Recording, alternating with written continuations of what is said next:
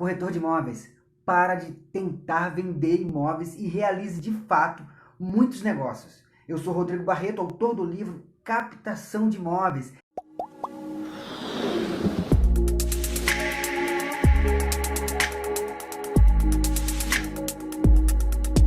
Seja muito bem-vindo ao nosso canal Conteúdo Imobiliário. E antes de iniciar, já deixa aí o seu joinha, como sempre, ok? Muito obrigado.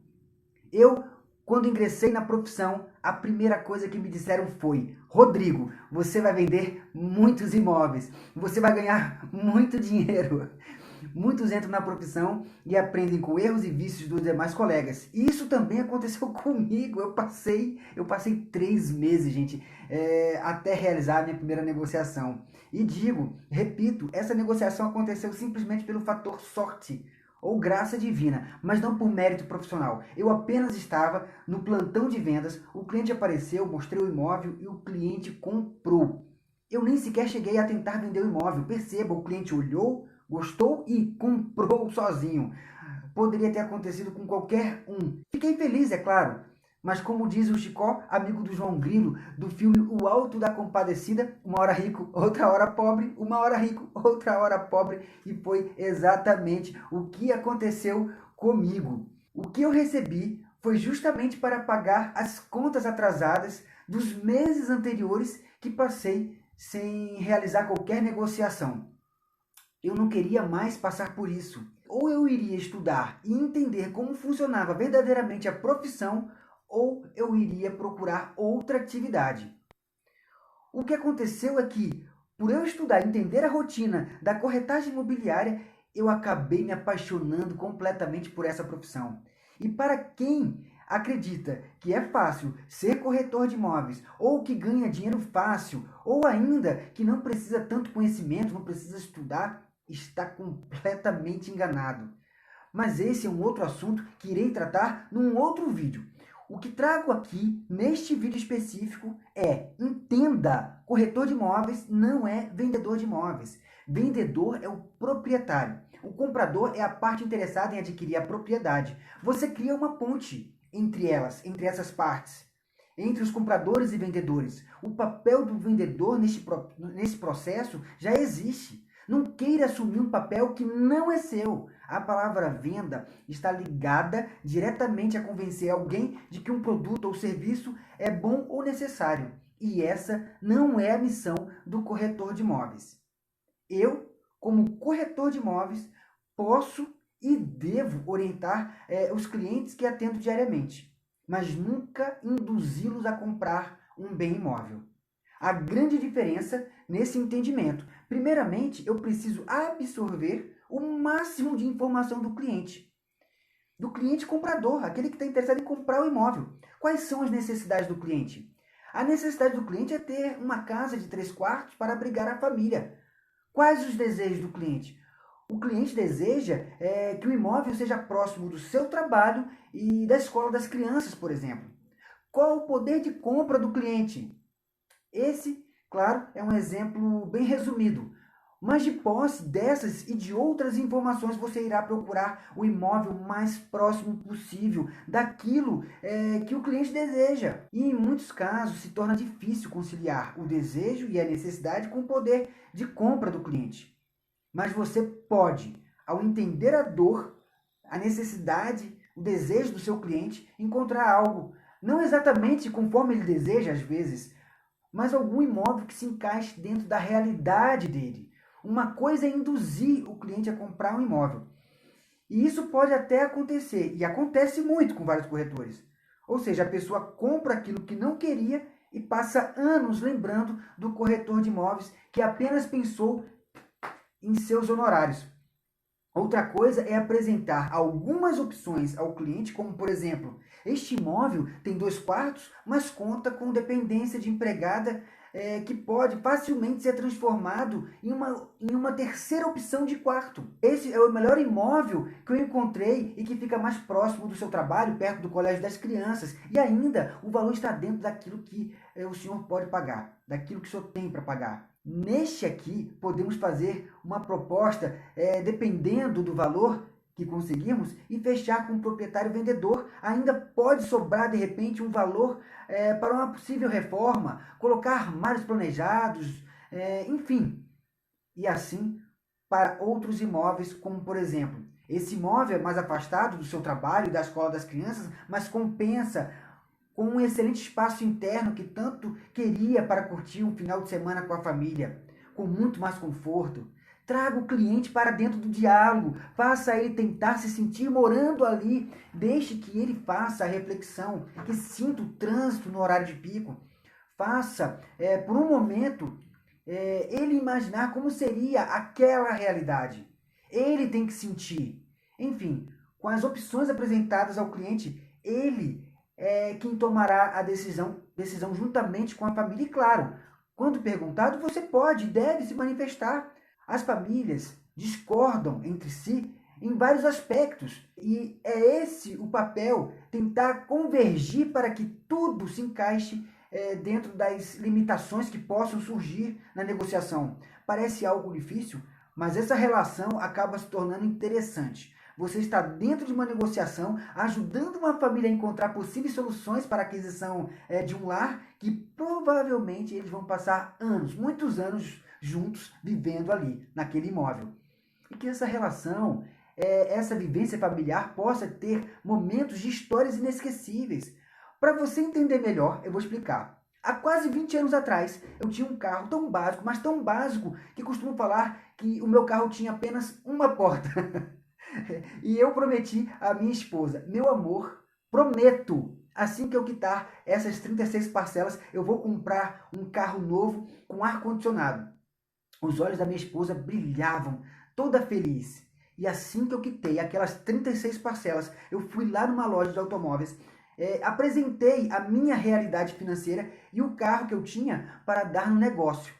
Eu expliquei ao vendedor que eu queria um carro com ar-condicionado, só que ele, na loja, não tinha um carro com ar-condicionado dentro das condições em que eu podia pagar. Então, ele, o vendedor da loja, o vendedor que vendeu o carro para mim, me levou para um pátio e me direcionou a um carro preto, bonitão, 4 portas. Nossa, antes de entrar no carro, eu já estava sonhando com o carro. Ele pediu para eu entrar no lado do motorista, eu me sentei, ele sentou-se ao lado, no banco do passageiro, e enquanto ele falava comigo das funcionalidades do carro, eu, com as mãos no volante, olhava atentamente para o painel do carro procurando o quê? O que eu estava procurando? O símbolo lá, aquela florzinha do ar-condicionado. E logo interrompi o vendedor e perguntei, esse carro não tem ar-condicionado? Lembro disso como se fosse hoje. O vendedor disse, não tem ar-condicionado. Eu na mesma hora, fui sair do carro e o vendedor me segurou pelo braço e disse, você já dirigiu? Você já dirigiu o carro 4 portas? Eu sei entender muito bem o que ele falou, muito bem a pergunta.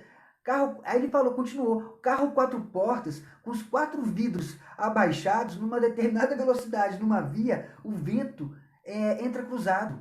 Você conhece vento cruzado? Eu não conheço vento cruzado. Pois é, com o vento cruzado, você nunca sentirá calor. Naquele momento, parece que eu fui abduzido e quando me vi, eu estava dirigindo o novo carro sem ar-condicionado, com um novo bloco de 36 parcelas desse novo carro, né? E a única coisa que eu conseguia pensar era o que eu vou falar para minha esposa. O pior é que em Brasília, em determinada época do ano, faz muito calor. Eu andava de gravata, né?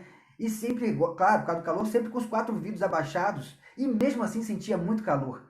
Mas quando chovia era o pior. Com os 4 vidros abaixados, o vidro de trás do carro não eram elétricos, eram manivelas. E eu não alcançava a manivela do carro. Eu tinha que descer do carro para fechar as janelas. Eu ficava todo ensopado, molhado pela chuva. Eu sempre me lembrava daquele vendedor, sempre, até hoje, já passaram anos, eu me lembro desse vendedor. Mas claro, eu lembrava de forma totalmente negativa. E fiz questão de não esquecer nunca mais, para não comprar nunca mais com ele. E também nunca indicá-lo para ninguém. E quando escuto alguém falar que vai comprar carro, eu falo, cuidado Cuidado com o vendedor fulano de tal.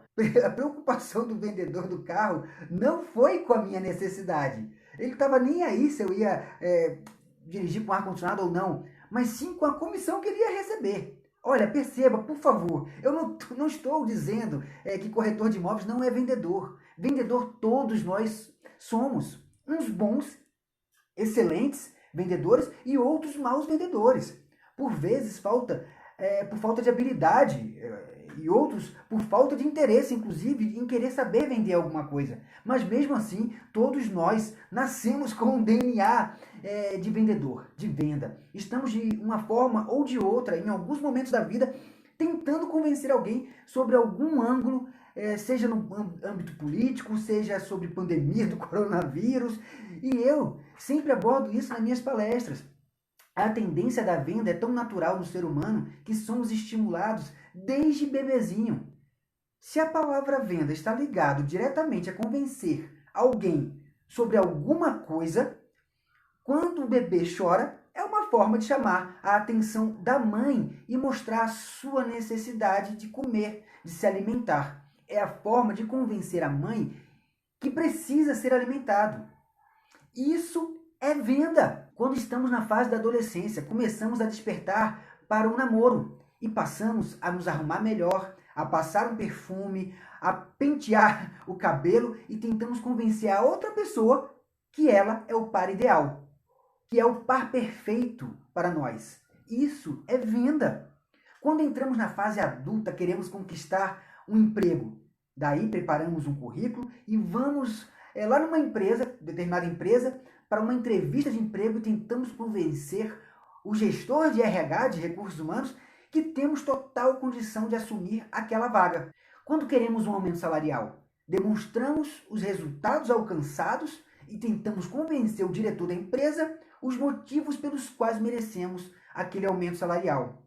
Isso é venda. E você, como vários outros nas minhas palestras, pode agora estar se questionando, mas os concursados públicos já não têm essas características. Eles não são e não têm perfil de vendedores. Aí é que você se engana.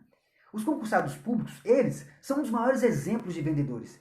Eles estudam muito, fazem prova escrita e às vezes prova oral, para convencer a banca examinadora de que estão realmente capacitados, aptos para assumir aquela determinada função pública.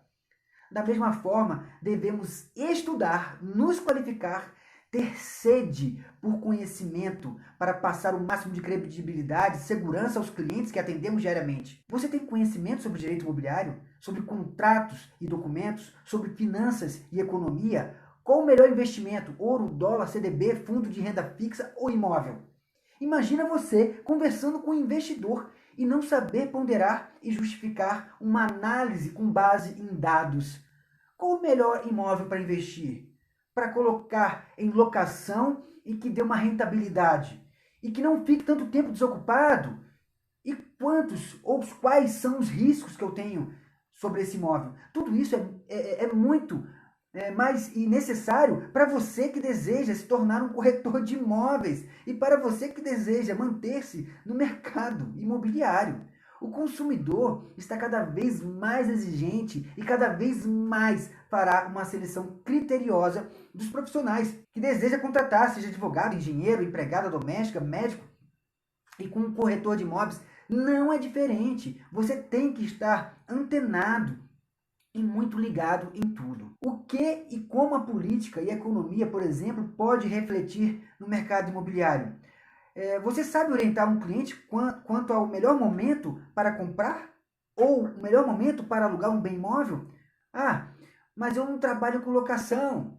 Mas eu falo para você, você deveria trabalhar com locação, ou no mínimo deveria conhecer sobre esses assuntos para apresentar a realidade do mercado. Mas se corretor de imóveis não é vendedor de imóveis, o que ele vende? Nós vendemos informação, nós vendemos formação, nós vendemos conhecimento e vendemos serviços. E dentro dos serviços abre-se um leque enorme de prestação de serviços imobiliários na intermediação de venda, por exemplo, ou intermediação de locação, prestação de consultoria. Quantos clientes nos procuram para isso, para consultoria imobiliária, para ajudar a comprar um bem imóvel? né? Avaliação de imóveis e perícias, elaboração de contratos, entre outros. Mas um dos negócios mais importantes a ser vendido é você mesmo. Você é a sua marca, você é a marca do seu negócio, você é o seu próprio negócio. Claro, o que você vende tem que ser tão real quanto as suas verdadeiras habilidades. Não adianta tentar vender aquilo que você não é. Treine a se vender diariamente. Treine no espelho. Treine com a sua namorada, treine com a sua esposa. É muito mais fácil você, que já se conhece, tentar se vender diariamente a pessoas diferentes do que tentar vender imóveis diferentes, preste bem atenção, tentar vender imóveis diferentes a pessoas que têm diversas necessidades e desejos totalmente particulares e necessidades específicas.